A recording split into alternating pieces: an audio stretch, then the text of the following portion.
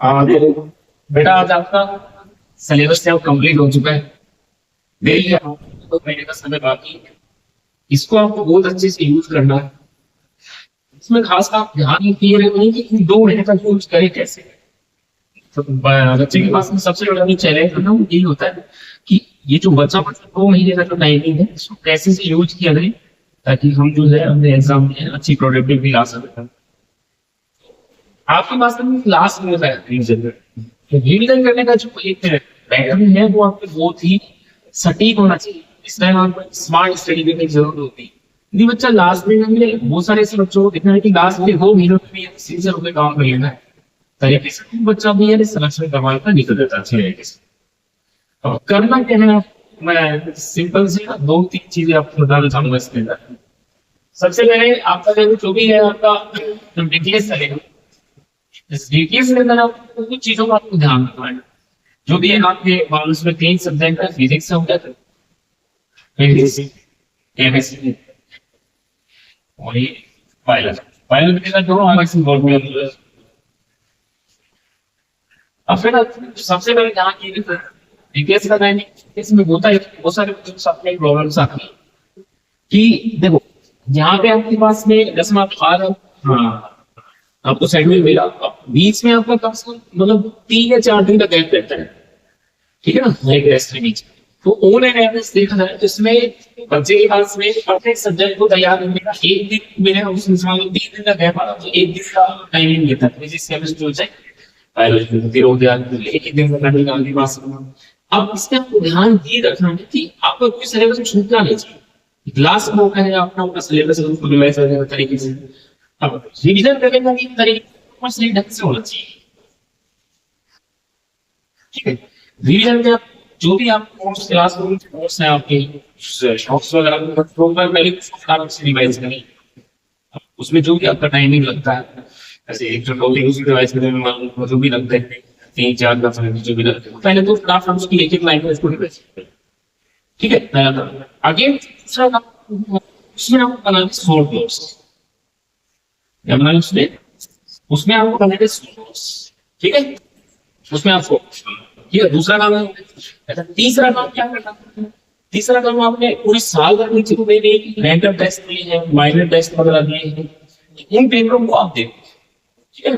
उनको देखो कि आपने मार्क हुआ रखा होगा इस बार पहला क्वेश्चन है उसमें कौन सी क्वेश्चन आपने गलती होती है किन किन क्वेश्चनों में आपने सही मिस्टेक्स हुई उन क्वेश्चनों को देखकर उन गलतियों को दोबारा से गलती तो एक बार दोबारा क्वेश्चन को देख सकते हो आप। ठीक है एक आप जो पेपर्स हैं आपके पेपर्स उनको आप लोग देख सकते हो। पेपर्स में दोनों आ गए इसमें वो भी आ गया माइंड के पेपर भी आ गए प्लस रेडर माइनर और रेडर दोनों पेपर को आपको देखना है इसका। ठीक है अच्छा इसके बाद चौथा काम आप कर सकते हो 30 मिनट चैप्टर चौथा काम आप ये कर सकते हो उसके जो भी आपके जैसे कॉम्पिटिटिव एग्जाम लास्ट ईयर में जो एग्जाम में क्वेश्चन आए थे उन दूसरों को आप लोग देख सकते हो उन दूसरों को आप देख सकते हो देखा जाना उसमें 15-20 आप देख सकते हो उसे आइडिया कि वास्तव में एग्जाम में क्वेश्चन जो आ रहा है कौन सा कॉन्सेप्ट है समझ लो बात। तो ये बेटा ये जो स्ट्रेटजी है आपको फॉलो करनी है वाली स्ट्रेटजी। अच्छा ये स्ट्रेटजी आपको पर्टिकुलर टॉपिक मतलब सारे टॉपिक्स में ये स्ट्रेटजी फॉलो करनी है जितने भी हैं सारे जितने भी चैप्टर्स सब में ये स्ट्रेटजी लगानी है। सेम स्ट्रेटजी आपको फिजिक्स में भी लगानी है और फिजिक्स केमिस्ट्री दोनों में ये स्ट्रेटजी चलेगी यानी डिटेल करना है सॉल्व नोट्स बनाने हैं और पेपर्स के क्वेश्चंस वगैरह कीजिएगा और जो प्रीवियस ईयर में क्वेश्चन है वो आप प्रीवियस ईयर क्वेश्चन एक बार इनको देख सकते। ठीक है सेम ये काम आप केमिस्ट्री में करें। बायो का थोड़ा सा अलग रहता है इसमें आप प्योरली आप एनसीईआरटी करते हैं और थोड़ा सा एनसीईआरटी के थ्रू भी ज्यादा होता है जो काम करना है जो मैटर है भी आपने थोड़ा सा करना है क्योंकि एग्जाम में उसके बाद वो 80 के आसपास क्वेश्चन जो आपको एनसीईआरटी दे सकते हैं थोड़ा सा 10 क्वेश्चन का टेबल है थोड़ा सा एनसीईआरटी से बाहर थोड़ा आपको उसके लिए मतलब थोड़ा एनसीईआरटी से बाहर का नॉलेज समझे और एनसीईआरटी में जितना हो सके बार-बार इसको रिवाइज करें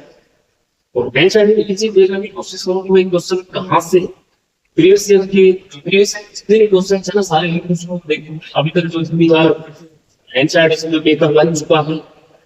ऑलमोस्ट जैसे नीट 2013 से चल रहा है तो जो नीट का है अब आप शुरू कम से कम 12-13 साल से बना है बेंच आइडेंटिटी के स्कोप से ही बना है बहुत सारे क्वेश्चन को प्रीवियस ईयर में आ चुके हैं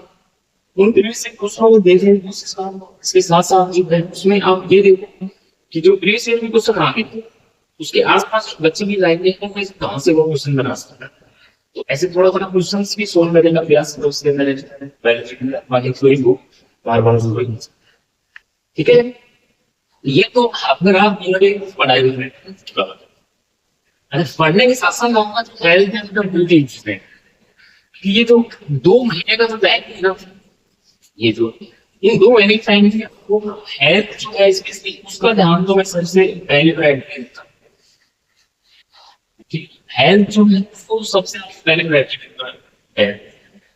खाने पीने में ऐसा नहीं बेस्ट टाइम आप जो है वो ज्यादा हेल्थ फूड वगैरह ले रहे हो किसी को जरूरत नहीं एफसीसी एकदम लाइट ज्यादा से ज्यादा लिक्विड ले रहोगे तो वो थोड़ा सा आपको नहीं ज्यादा इंटरेक्टिव रखेगा है ना और एक बहुत सारे मतलब ये भी करते हैं कि जल्दी कहीं रहते हैं खाना खाते हैं खाना खाने के बाद में मतलब उनका सोने का एक स्लीपिंग आवर्स जो भी है जो वे बच्चे सोते हैं तो दोपहर को सोना है आप मोस्टली उसको अवॉइड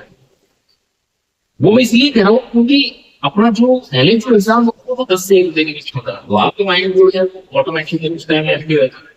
लेकिन आजकल जो एग्जाम बैठे ना वो 2 से 5 के बीच में ये ऐसा सा टाइम होता है इसलिए मैक्सिमम लोगों का क्या रेस्ट करने का टाइमिंग होता है वाला अब आपके लिए क्या है कि 2 महीने बाद में आपके लिए यही जो टाइमिंग है वो आपकी लाइफ जैसे शादी होने वाली आपकी लाइफ को बदलने वाला टाइमिंग है ये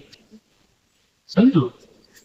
इसलिए इस टाइम को कोशिश करो थोड़ा सा एक्टिव रहने की कोशिश करो कैसे भी करके अपने आप को थोड़ा सा मैनेज कर चाहे तो हमें खाने का चाहिए उसको थोड़ा आगे पीछे कर सकते हो थोड़ा मतलब यदि आपके पास थोड़ा पावर बैंक वगैरह लेना भी खाना थोड़ा सा पहले खा सकते हो थोड़ा पावर बैंक का मतलब ये नहीं कि 2-2.5 घंटे पावर बैंक ले रहे हो पावर बैंक नहीं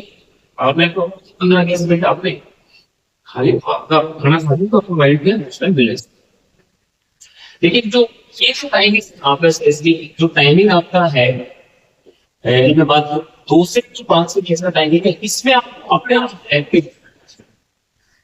ठीक अपना जो सिटिंग पावर है उसको कहीं ना कहीं थोड़ा सा बढ़ाने का कोशिश करना है ना कम से कम 3 घंटे का सिटिंग पावर को देने की कोशिश करो और स्पेशली इस टाइम में दो भी आपको थोड़ा सा ज्यादा करना है इस टाइम में आपका माइंड को एक्टिव रहने एग्जाम के बीच से आपको दिक्कत है आपका दिमाग मतलब अच्छे से बात नहीं बस ठीक है ना पहले आप कुछ भी शेड्यूल रखो अब हल्का सा शेड्यूल थोड़ा बहुत रखना चाहिए इसका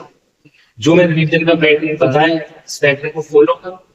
अपने जो भी नोट्स वगैरह है माइनर रैंडम की पेपर्स हो रखे हैं सारे पेपर्स करने की कोशिश करो बेबी नोट्स वगैरह है उनको सिस्टमैटिक अरेंज करो जिस भी रूम में रहते हो रूम को थोड़ा सा कहीं ना कहीं रीअरेंज कर ताकि आप अपने आप थोड़ा सा नया अपना लगे समझे तो एक ऐसे करना है मैं मेरे को एक फेस जल्दी स्टार्ट कर दूंगी बच्चे के 2 महीने है ना मतलब पूरी एनर्जी के साथ थोड़ा कहीं ना कहीं अपने आप में थोड़ा बहुत चेंज करो तो खुद को आप अलग ही एनर्जी से फील हो उस एनर्जी के साथ में आपको 3 महीने का मौका है इसको हम पार सॉरी 3 महीने का नहीं जो 2 महीने का बचा उसमें अब देखो फुल एनर्जी के साथ भी आप 2 महीनों में बात में गए आपकी लाइफ बन जाएगी ठीक है उनसे लोग हैं जो आपका आप ये जो सपना है वो आपको ऐसे नहीं मिल पा रहे आपके चाहने वाले लोग हैं आपके जो पेरेंट्स हैं ठीक है ना और आपके टीचर्स हैं उन सबका भी सपना है बेटा तो पूरी एनर्जी के साथ पूरा मन लगाकर काम करिए इन 2 महीनों के लिए तो इसमें क्या अपने माँ बाप का नाम टीचर्स का अपने गाँव का सबका नाम ठीक है ना और दूसरी बात ये बताऊंगा जब भी आपको देखो पढ़ने का मन हम नहीं करे कि आप पढ़ने का मन तो कहीं ना कहीं अपने मन को अपने आप से बेकूफ बनाने की कोशिश करो कि आपको लिख करके 2 महीने फटाफट से मेरे साथ काम करने से अपने मन को लगाओ और जो भी वो रेस्ट कर जाए कहीं घूमने है बस वो 2 महीने बाद में आपको खूब घुमाओ अपने मन को, आप उसको खूब बना सकते हो, ठीक है ना। क्योंकि 2 महीने बाद फिर आराम से देखो आपके पास में बहुत बढ़िया सा आपके पास है नहीं, जब आप सिलेक्शन तो एक साइड में जब आपका 3 महीने को एग्जाम देते हो उसी टाइम आपका रिजल्ट कर जाएगा, ठीक है ना। तो जब आपका स्कोर ऑटोमेटिकली एकदम बढ़िया स्कोर हो रहा होगा तो आपका सिलेक्शन करेगा। बच्चे भी जो आपके 2 महीने बाद में जो बचा हुआ जो 2-3 महीने का टाइम है वो आपके बड़ा जरूरी सा पीरियड रहता है, उस टाइम आप सुबह कहीं से घूमने जाइए, कहीं पे भी घूमिए, लोगों से भी नहीं अभी एकदम आपको 2 महीने आपको आइसोलेट, वो चीज तभी हुआ जब अब आप आइसोलेट रहोगे तो बाद में आप घूमने फिरने का और लोगों से मिलने का खूब मौका मिलेगा। समझ रहे? अभी यदि आप लोग सीरियस नहीं हुए, अभी आप मतलब इधर उधर सोशल मीडिया पे बिजी हो रहे हो, लोगों से अब मिल रहे हो, फिर बाद में जो तो आपका रिजल्ट सही नहीं आया तो फिर आप लोगों के सामने मोस्ट बात बोलना पड़ेगा, ठीक है ना। रहते हैं थोड़ा सा अपने आप थोड़ा सा चेंज करके ये 2 महीने का जो टाइम है इसको प्रॉपर यूटिलाइज करो और आपका रिजल्ट है फिर पूरे साल भर आपने अच्छा काम किया, आपने रिजल्ट किया तो आपका रिजल्ट है बहुत ही शानदार है। बस अपने आप में बिलीव रखिए और ऊपर वाले सब कुछ अच्छा ही होगा आपके साथ, पूरे साल भर आपने मेहनत की नहीं बस आप ये बस समझ सकने वाली ज्यादा मत सोचो मेरा सिलेक्शन होगा नहीं होगा, वो मतलब नथिंग वो इन सेकेंडरी मैटर है सर। आपको तो ये सोचना है कि जो 2 महीने है इसमें मैं मेरा कैसे अपना जो है बेस्ट दे सकूं, वो चीज आपको सोचना, ठीक है। Thank you, all the best आप सभी के लिए। ये जो नई जर्नी आप लोग मेरे लिए चालू कर लो काम के लिए,